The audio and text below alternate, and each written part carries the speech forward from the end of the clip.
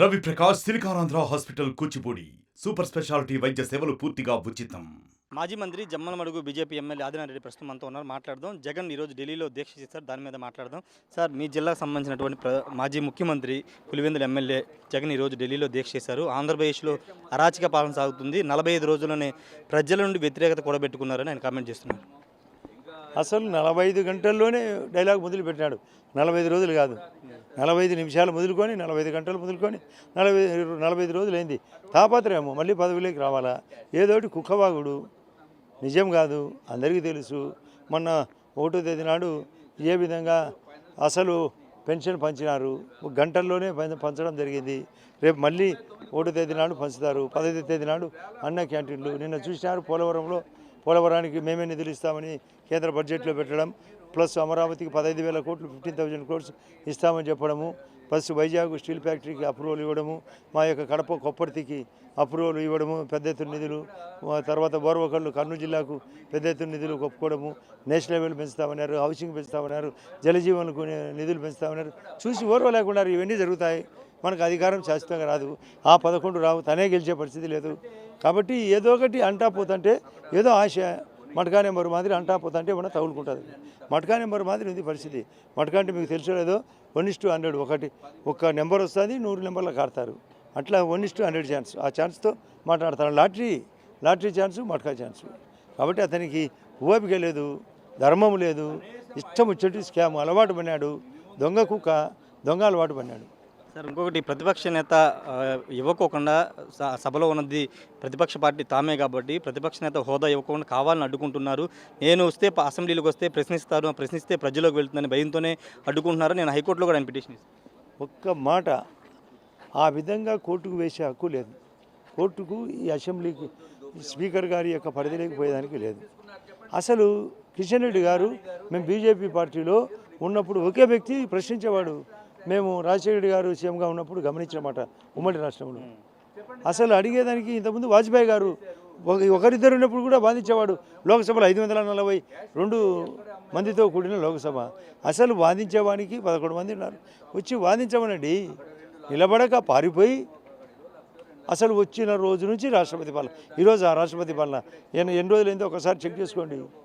కాబట్టి అతను మాట్లాడేదానికి అర్హత లేదు, ఆ మాటకు అర్థము లేదు. మీతో చాలామంది వైసీపీ ఎమ్మెల్యేలు, ఎంపీలు, అదేవిధంగా పార్టీలో సీనియర్ నేతలు టచ్లో ఉన్నారనేది జరుగుతుంది. మీరు కూడా ఇంతకుముందు కామెంట్ చేశారు. ఎంతమంది అసలు వాళ్ళందరికీ ఎక్కడ భయం పట్టుకునేదంటే జగన్ రెడ్డి వివేకానంద రెడ్డి కేసులో కమింగ్ అక్యూజ్డ్ కాబోతున్నాడు. పాత కేసులు సిబిఐ, ఈడీ ఉన్నాయి. ఇవన్నీ చుట్టుకుంటాయి. పాపము పరిస్థితి దగ్గరకు వచ్చింది. పత్రికలో గమనించండి, అక్కడ కూడా తెలంగాణ హైకోర్టు రెగ్యులర్గా విచారించమని. కాబట్టి పరిస్థితులు దారుణంగా ఉన్నాయి. ఇక్కడ చూస్తామా, ప్రగతి పరిగెత్తుంది ఆంధ్రప్రదేశ్కు. సెంట్రల్ గవర్నమెంట్ తోడ్పాటు, దానికి సొంతంగా తమిళనాడు సీఎం గారి కామెంట్ గమనించండి, పక్కన ఉండే తెలంగాణ సీఎం గారి కామెంట్ గమనించండి. ఇక్కడ నిధులు అంతా వచ్చినాయని అసూయతో మాట్లాడుతున్నారు. ఇక్కడ పరిస్థితి వాళ్ళు గమనించడంలే. ఇవన్నీ జగన్మోహన్ రెడ్డికి తెలిసిన తర్వాత రామేమో ఏదో ఒకటి ఇక్కడ మాట్లాడకుండా అక్కడికి పోవడమైంది. ఇక్కడ మాట్లాడాలా? హాస్పిటల్లో ఎవడైనా పేషెంట్ హాస్పిటల్కి పోతాడు, కానీ హాస్పిటాలిటీకి పోతాడా? హాస్పిటల్కి పోతే ఇంకా ఏదో అక్కడ ఇంత 4 మెతుకులు తినచ్చు. ఇంకా హాస్పిటల్కి పోతే వైద్యం జరుగుతుంది. ఇక్కడ ఉంటే ఏదైనా తప్పు ఒప్పు ఉంటే మా మీద కరెక్షన్ మాట్లాడచ్చు. అక్కడ పోయి మాట్లాడితే ఏమొస్తుంది? పరిగెత్తి బాధ అవుతే ఏమొస్తుంది? ఇక్కడ రావాలా, నిలబడి మాట్లాడాలా? అసలు గవర్నర్ ప్రసంగానికి కూడా యొక్క గవర్నర్ నోట్లో నుంచి వస్తే యొక్క పరిస్థితులు తట్టుకోలేక పరిపినాడు. టచ్లో ఎవరు లేరా సార్ మీకు వైసీపీ? అసలు అందరూ ఉన్నారు. మేము ఇంట్రెస్ట్ లేము. ఎందుకు ఆ దరిద్రం అంతా మాకెందుకు అంటగట్టడం? మాకు అవసరం. మా సంఖ్య పుష్కలంగా ఉంది. అసలు ఇప్పుడే మీరు అక్కడ ప్రకాశం బ్యాగులు బయటకు పోతారు, మాయే పుష్కలంగా ఉన్నాయి. వాళ్ళెందుకు ఆ దరిద్రులు? ఫైనల్గా మద్యం మీద శ్వేతపత్రం విడుదల చేశారు. మీరు గతంలో ప్రతిపక్షంలో ఆరోపణ చేశారు. పెద్ద ఎత్తున పెద్దిరెడ్డి పాత్ర, చాలామంది పాత్రలు ఉందని చెప్పారు. ఇప్పుడు విచారణ చేసి ఆ పాత్రదారులు వాళ్ళు ఉంటే కనుక వాళ్ళ మీద చర్యలు ఉంటాయా? 100% బయటికి స్కాన్ చేస్తారు, స్కామ్ తీస్తారు. ఖచ్చితంగా యాక్షన్ ఉంటుంది. ఢిల్లీ కుంభకోణంతో పోలిస్తే ఇది అతి కొత్త కోణంతో వెరైటీ కుంభకోణం ఇది. ఈ వెరైటీ కుంభకోణం సులభంగా దొరుకుతుంది. కాబట్టి యాక్షన్ సర్టనిటీ ఉంటుంది. భయం, అసలు ప్రజల సొమ్ము వాళ్ళెవరు తినడానికి? అన్ని వేల కోట్లు, లక్షల కోట్లు సంపాదించిన జగన్మోహన్ రెడ్డి అత్యాశకు ఈ రాష్ట్రం కాలిపోయింది.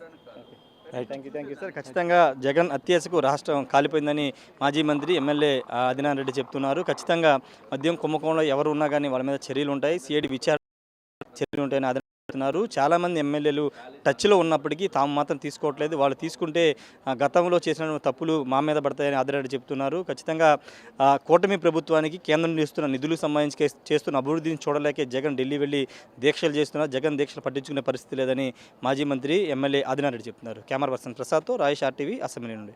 మరిన్ని వీడియోస్ కోసం ఛానల్ ని సబ్స్క్రైబ్ చేయండి, లేటెస్ట్ అప్డేట్స్ కోసం వాట్సాప్ ఛానల్ ని ఫాలో చేయండి అండ్ లింక్ డిస్క్రిప్షన్ లో ఉంది.